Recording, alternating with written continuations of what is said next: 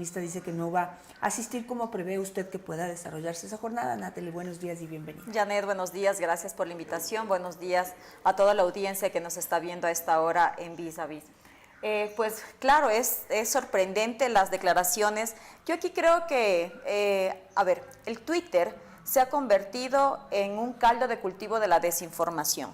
Lamentablemente ahora vemos que existen activistas del teclado y yo lo que pregunto a la ex ministra es si tiene esta información, si tiene amenazas, ¿por qué no hizo lo que hizo el gobierno en su momento y que fue ir a la fiscalía a poner una denuncia? Si ella está teniendo amenazas contra su integridad o contra su vida, creo que lo ideal en una transparencia que exige el Ecuador en este momento es que ella se acerque a las instancias correspondientes para que presente las denuncias que ella señala tener, incluso los chats que señala tener, y no que se quede únicamente en el Twitter, en las redes sociales, y creando justamente esta desinformación, esta suspicacia por parte de todos los actores políticos que, como usted bien lo decía al inicio de su programa, están pensando en el mal para el país, que no llueva, que no vengan las barcazas, que no pueda el presidente poder realizar las gestiones internacionales que se están realizando precisamente para poder darle un alivio al tema energético que tenemos en este momento. Pues lo único que sabemos es que están en plena campaña electoral y lo único que les interesa es llegar al poder nuevamente y lamentablemente dejar al país hundido en la crisis en la que nos encontramos. Escuchamos hace un momento lo que dijo José Julio Neira, secretario de Transparencia, en torno a la ocultación de determinada información que recibió del SENACE, o sea, que habría recibido del SENACE la exministra Arrobo y que no fue puesta sobre la mesa para poder tomar las decisiones que se necesitaban a tiempo. Sin embargo, ¿usted cómo cree que transcurra este proceso de juicio político? ¿Se presentarán sobre la mesa las pruebas que entiendo ella ha enviado? Así es, a pesar de que ella no asista, las personas, los interpelantes, pues presentarán sus pruebas de cargo. No va a haber el descargo por parte de la interpelada, pero el juicio continuará a pesar de que ella no se encuentre presente en el Pleno Legislativo en esta mañana donde se va a realizar precisamente el juicio político. ¿Cuál es la posición del gobierno frente a esto y de la bancada de ADN? Es un poco también como sui generis lo que va a suceder, porque es una ministra que fue denunciada ante Fiscalía General del Estado por presunto sabotaje, justamente a raíz de la falta de toma de decisiones o supuesta falta de toma de decisiones en torno a la crisis eléctrica. Pero de todas maneras es una exministra del gobierno. ¿Cómo están las fuerzas y cómo votaría ADN? ¿En contra de la ministra? O sea, ¿a favor de su destitución o de la sanción? ¿O cómo?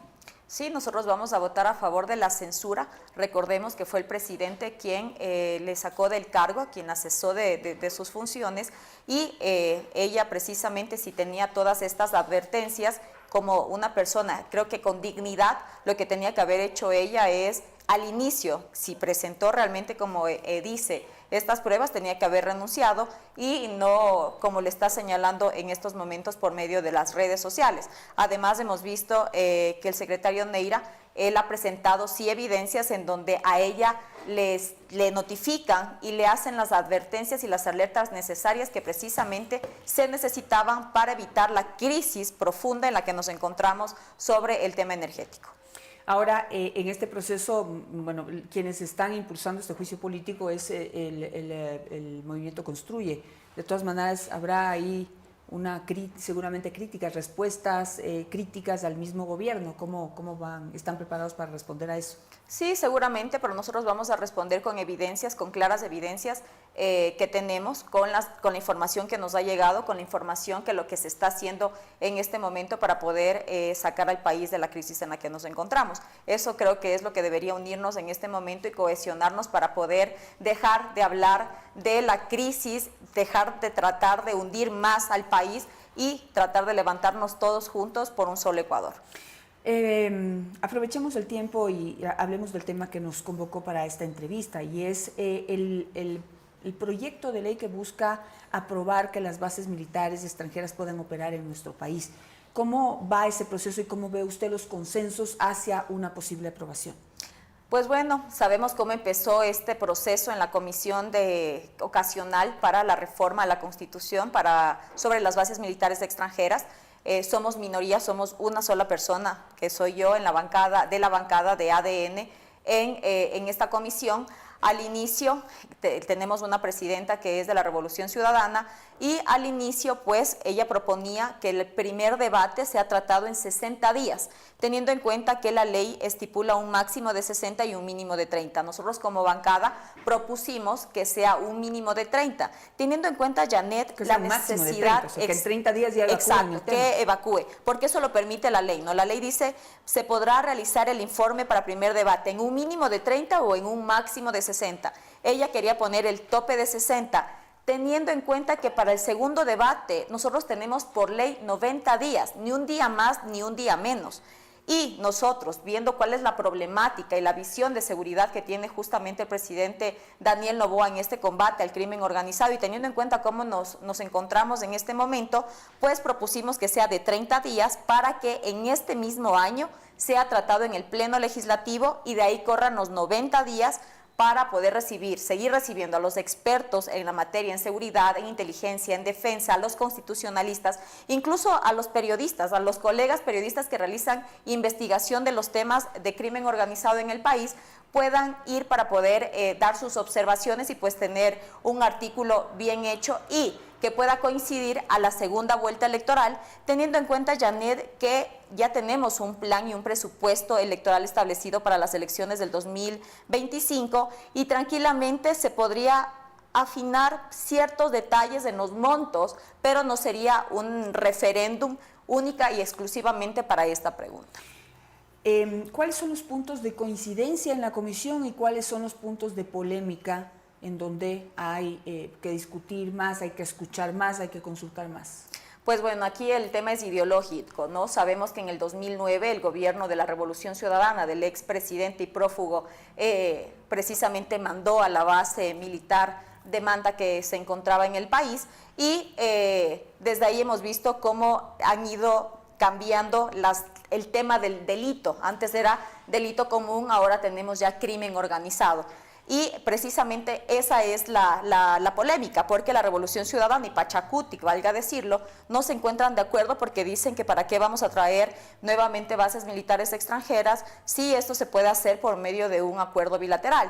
Pero creo que no ven en esencia cuáles son las necesidades y de las urgencias y cuál es la diferencia entre un acuerdo y una cooperación internacional, teniendo en cuenta que ahora nosotros no solamente necesitamos del equipamiento y de las capacitaciones, necesitamos esta interdicción en seguridad para poder tener inteligencia, para poder tener investigaciones, para poder tener la tecnología y este intercambio de bases de datos, para que no solamente sea en la tierra. Necesitamos esta seguridad en la parte aérea, en la parte marítima, en la parte de las fronteras también, pero eso únicamente lo vamos a lograr si es que tenemos a los expertos de otros países que nos traigan ese apoyo que necesitamos en estos momentos. ¿Cómo responder o cómo adaptar o cómo se está contemplando dentro del proyecto el hecho de que Estados Unidos, en principio uno siempre cuando hablan de ese tipo de cooperación y ayuda piensa en Estados Unidos, pero Estados Unidos ha dicho que no le interesa instalar nuevamente una base militar ni en Ecuador ni en ningún otro país? Ya tiene creo que tiene 17 bases militares en Colombia, tal vez desde allí puede operar. No sé, ¿cuál es, digamos, cómo se está construyendo el proyecto con esta ya decisión del gobierno americano? Bueno, creo que después de lo que pasó y cómo le sacaron a Estados Unidos, yo también diría lo mismo, pero justamente necesitamos este intercambio de información.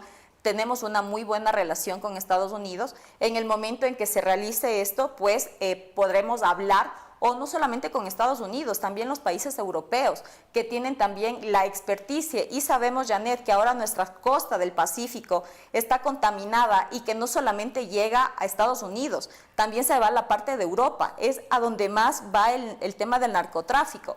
Y aquí también tener algo súper claro, el tema que por lo que se oponen también los izquierdosos, es que dicen que es una falta de soberanía, pero aquí todo lo contrario, más bien esto va a evidenciar que el país es soberano. ¿Qué mejor que evidenciar extraterritorialmente que nosotros tenemos el control de nuestro país?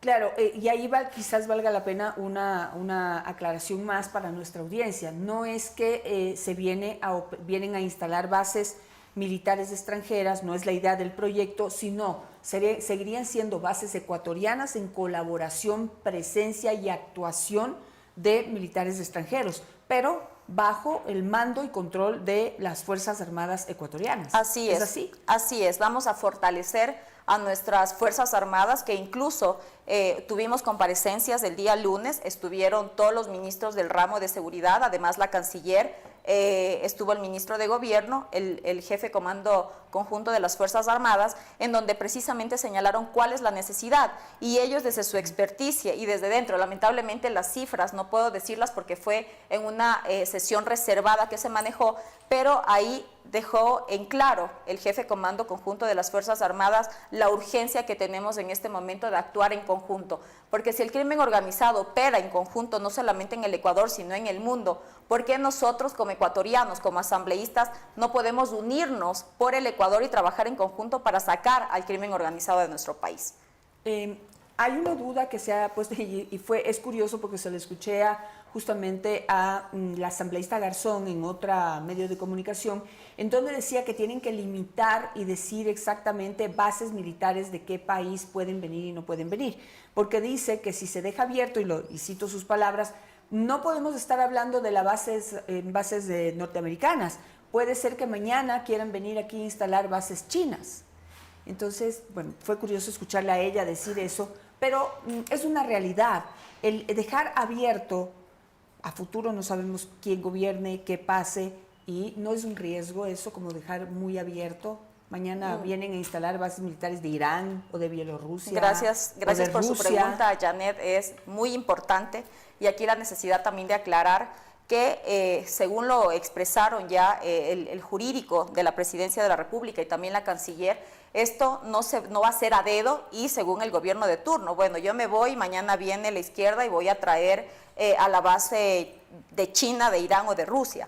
No, aquí se trata de ver cuáles son los tratados, cuál es la constitución nuestra, y antes de poder realizar este acuerdo para poder tener una base militar extranjera con otro país, debe pasar por la Corte Constitucional para que ésta señale constitucionalmente si es que no están vulnerando los derechos, y después pasa por la Asamblea Nacional. Entonces es un proceso que se va a seguir precisamente para que no sea a dedo o a interés del gobierno de turno esta cooperación internacional. Es decir, no es que el gobierno va a decir hoy hago un acuerdo, este proyecto no le da libertad para que una vez, por ejemplo, tiene un acuerdo con Estados Unidos, ese acuerdo tiene que ser sometido a aprobación de Corte Constitucional y Asamblea. Así es. No es que el gobierno no le da carta blanca, carta libre. Abierta al gobierno, no. Esto es un proceso precisamente democrático, de transparencia. El presidente de la República, teniendo acuerdo los intereses, los convenios que tenemos de Cancillería, teniendo en cuenta los intereses en el combate justamente al crimen organizado, porque no solamente es narcotráfico, ¿no? Aquí también se encuentra el tema de la minería ilegal, de la trata de personas, del tráfico de armas, los nuevos delitos como ciberdelincuencia, ciberseguridad que existen en el país, y con base a eso se crea el tema de la cooperación, y esto se envía a la Corte Constitucional para que esta a su vez nos diga si es constitucional, si no se están violentando derechos, porque no podemos mañana traer a un país que sabemos cuál es, que nos diga que mañana Ecuador va a ser un país con bases nucleares, porque eso la ley no lo permite, y nosotros somos el segundo país en el mundo que precisamente prohíbe tener este tipo de bases nucleares o de temas nucleares en su estado. ¿En qué punto de la discusión están y qué tan cerca están de decidir justamente de terminar este informe en 30 días o seguir la recomendación y el pensamiento de la presidenta de la comisión, la señora Garzón, de ir a 60 días? Bueno, nosotros por mayoría ganamos en la comisión, se hizo la moción, se la presentó, y el resto de bancadas, obviamente con todos los argumentos que se les dio en su momento, aceptaron que sean 30 días. Este calendario no puede cambiar porque ya está aprobado, y el 22 de diciembre de este mes, el próximo 22, vamos a tener ya el informe para primer debate. Ahora, pedimos a la presidenta de la Asamblea Nacional, quien en su discurso de inauguración dijo que ella no venía con odios o revanchismos, pues que realmente piense en el país y que convoque a sesión del Pleno para que en este mismo año sea tratado el primer debate y de ahí, posterior a ello, enviarlo nuevamente a la comisión para que transcurran los 90 días como la ley lo determina. Perfecto, entonces vamos a estar pendientes de ello. Quisiera aprovechar el tiempo corto que me queda, pero para preguntarle sobre la otra ley, la ley de incentivo económico, que está también todavía en manos de la Asamblea Nacional. ¿Cómo ve ese trámite y cómo ve las fuerzas políticas en torno a la aprobación, modificación o finalmente archivo de ese proyecto? Pues bueno, ese proyecto también, esa ley económica urgente se va a tramitar este día, en la tarde posiblemente, realizaremos la votación en el Pleno. Esperamos que realmente, como algunos les he escuchado decir, que están a favor, pero sabemos que cuando llegan al Pleno a veces cambian sus votaciones. Es una ley que ayuda a todos los ciudadanos, a los estudiantes, a las personas que tienen algún tipo de deuda con el BIES, con el IES, para que puedan tener este respiro y que no tengan mora porque tal vez han perdido sus negocios, sus empleos por el tema de la crisis energética, y pues esperamos que realmente se piense en los ciudadanos que han sido afectados por esta crisis y se apruebe la ley. Son 3 meses de gracia, se podría decir, que se les da a los deudores de distintas instituciones financieras públicas y privadas. Así es, públicas y privadas. Por ejemplo, si usted incluso tiene sus fondos de reserva o sus fondos de reserva y perdió su empleo, pero usted también tiene deudas con la banca privada. Entonces, esto va a pasar a la deuda que usted tiene, se le va a pagar para que precisamente no se le pueda pasar a mora si es que usted tiene alguna deuda crediticia. Perfecto. Bueno, vamos a ver qué es lo que sucede. Una última pregunta nada más. Han surgido muchas críticas en torno a críticas polémicas, discusiones, cuestionamientos en torno a la decisión de finalmente la Asamblea Nacional de archivar el proyecto, la ley antipillos. Pero creo que yo sí tengo que preguntarle eso, no sé cuál era el espíritu de la ley, porque lo que se decía era crear tributos para poder combatir el lavado de dinero, pero no sé, eso quiere decir que si pago los tributos puedo seguir lavando. Un poco daba esa idea el proyecto. No, creo que aquí esa idea trataron de ponerla precisamente los asambleístas que se opusieron, los que están a favor de que siga operando esta economía criminal en el país, que es la que les financia al crimen organizado que se encuentra lamentablemente en muchas instituciones, no solamente en las calles del Ecuador, y lo que se trataba era poder transparentar las cuentas, y no había un aumento del impuesto. Nosotros actualmente, como sabemos, cuando compramos un vehículo usado y lo vendemos o lo compramos, se nos cobra el 1% el SRI. Con esta ley lo que se hacía era disminuir al 0.75% el impuesto, y a los vehículos que pasaban de los $20,000, a ellos existía una tabla en los que se les iba subiendo. ¿Pero por qué esto, Janet? Eso no es algo que le salió del estómago al presidente de la República. Esto es un tema que surgió precisamente porque de los casos metástasis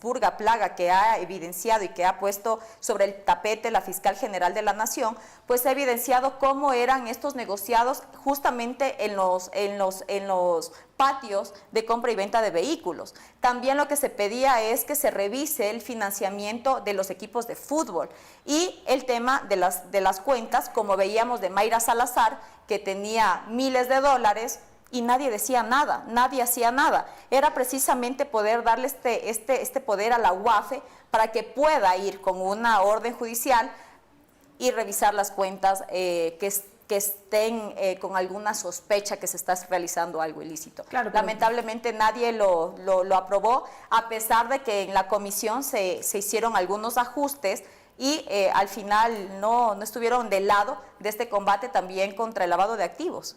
Claro, pero digamos que mientras más caro el vehículo, más alto el impuesto. Pero estamos hablando de economías multimillonarias. Pagar ese impuesto lo podían hacer. Entonces pagan impuesto y está transparentada la compraventa. No, porque ya es un poco más, se dificulta un poco más tener tantos carros de tanta gama alta y poder hacer este intercambio, esta compra y esta venta. Ya en ese momento ya disparan las alertas en las instituciones de control. A ver, para entenderle, entonces, digamos, uno va y compra no, yo no. Van estos delincuentes y compran en efectivo un carro de alta gama, estamos hablando que de alta gama va de los $80,000 para arriba. Así es. Van y lo compran en efectivo, pero el hecho de pagar el impuesto es lo que podría de alguna manera levantar la alerta sobre quién está pagando ese impuesto, exactamente, cuántas veces está haciendo este tipo de transacciones de compra-venta de vehículos de alta gama. Entonces, paga el impuesto, pero además visibiliza esa información. Exactamente, en ese momento se levanta la alerta y las instituciones de control pues empiezan con la investigación. Bueno, ahora, finalmente la Asamblea decidió archivar el proyecto y el presidente de la República dice que siguen transcurriendo los 30 días de análisis de una ley económica urgente, pero ya se prevé que va a haber finalmente un problema ahí constitucional. ¿Hay alguna forma de evitar eso? Se ha planteado, por ejemplo, que deberían decir, bueno, vean, a ver, discútanlo, y en vayan al segundo debate y si mismo no, pues archívenlo, pero no generen la pugna y no generen el problema o el riesgo constitucional, porque eso nos deja muy mal a nivel internacional, que seamos personas que no podemos discutir y debatir los temas transparentemente y poner todo sobre la mesa, quemar todos los cartuchos y luego pues decir si sí o si no. Esa es la preocupación. Así es, Janet, muy de acuerdo con usted. Creo que esta pugna tranquilamente se hubiese podido evitar si es que se hacía. Es la primera vez en la historia de la Asamblea que ocurre esto, que un proyecto económico urgente se archiva en primer debate. ¿Por qué no esperaron hasta fin de mes que se tenía, o hasta mediados de este mes que se tenía, para en segundo debate proponer el archivo de la misma? Ahora, como gobierno, se está revisando cuáles son los pasos constitucionales para ver cuál es el camino adecuado y que todo sea en orden y basados en la Constitución de la República. Yo, la verdad, yo esperaría, evidentemente lo que yo espere importa un comino, pero yo esperaría que finalmente, si no hay un pensamiento crítico en favor de los ecuatorianos, la estabilidad y sobre todo la imagen de nuestro país, lo haga el gobierno. O sea, finalmente ahorita ya archivaron y se puede volver a presentar, quizás algo mucho más potente, mucho más fuerte, que pueda ser más consensuado, con anticipación, porque el problema del lavado de dinero es un problema que nos afecta a todos. No podemos decir, bueno, pues entonces si no hay acuerdo, no hay acuerdo, pues de malas, estamos en elecciones. Así es, justamente el lavado de activos es lo que está financiando a estas economías criminales, porque es una economía ilegal que lamentablemente por eso les está dando dotación, incluso muchísimo más alta de la que tienen las propias fuerzas públicas del país. Natalie, muchísimas gracias por estar esta mañana con nosotros. Hemos evacuado casi todos los temas que están en este momento en actualidad desde la Asamblea Nacional y por supuesto vamos a darle seguimiento aquí en Visionarias DC, así que siga siempre nuestras redes sociales. Denise. Así es, Janet, y hoy se viene una jornada fuerte en la Asamblea Nacional, hay varios temas que tratar, pero antes nosotros